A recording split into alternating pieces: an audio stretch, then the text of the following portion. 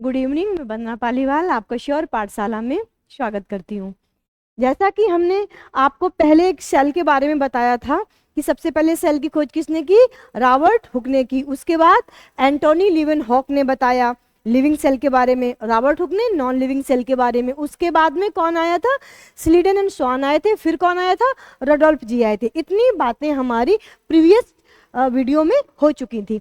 अच्छा, जब स्लीडन और स्वान नाम के ये दो साइंटिस्ट आए थे, जिसमें स्वान थे जंतु वैज्ञानी और स्लीडन थे पादप विज्ञानी, तो स्वान वैज्ञानिक ने बताया था कि जो ये सेल होती है, चूंकि स्वान थे जंतु वैज्ञानी तो इन्होंने जंतु सेल पे वर्क किया था और इन्होंने बताया था कि जो ये सेल होती है ना, कोई भी सेल का स्ट्रक्चर इस तरह से होता है, इस तरह से। और इन्होंने बताया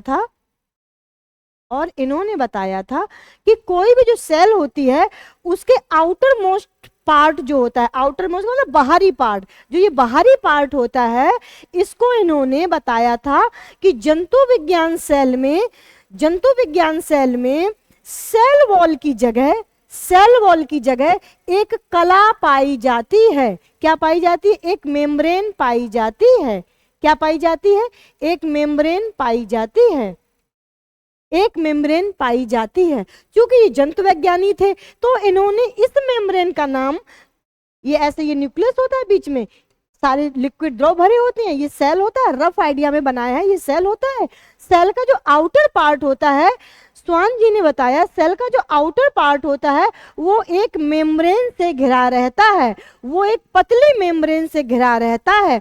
और कैसा होता है? सजीव पार्ट होता है। और कैसा होता है? ये लिविंग पार्ट होता है। कैसा पार्ट होता है? लिविंग मीन सजीव पार्ट होता है। और इस मेम्ब्रेन को स्वान जी ने क्या नाम दिया? कोशिका कला या सेल मेम्ब्रेन। जबकि जो स्लीडन नाम के साइंटिस्ट थे, चूंकि वो वनस्पति विज्ञानी थे, वनस्पति साइंटिस्ट, बॉटनिस्ट थे, तो उन्होंने क्या बताया कि ये जो पादप सेल का आउटर मोस्ट पार्ट होता है, जो पादप सेल का आउटर मोस्ट पार्ट होता है, इसका नाम इन्होंने दिया सेल वॉल। इसका क्या नाम दिया? सेल वॉल, यानी कोशिका भित्ति। क्या नाम दिया? कोशिका भित्ति।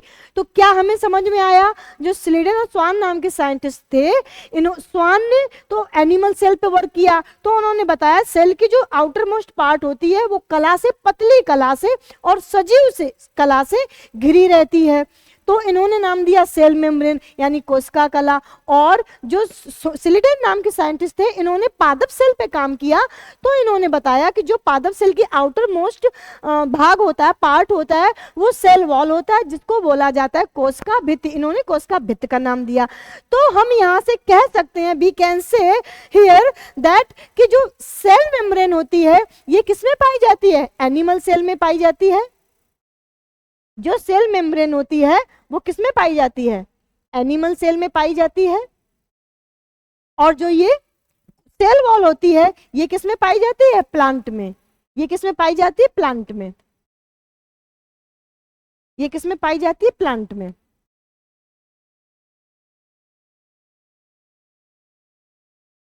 प्लांट्स में। इतनी बात आई होप आपको समझ में आई होगी।